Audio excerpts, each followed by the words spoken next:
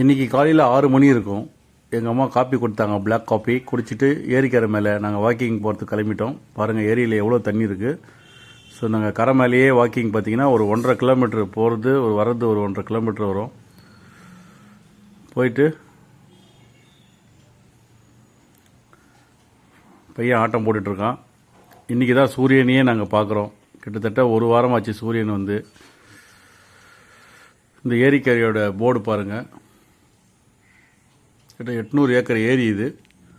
அதை சுற்றி பாருங்கள், பெரிய பெரிய பில்டிங்கு, லேக் வியூ நல்லா அருமையாக இருக்கும் பார்க்குறதுக்கு.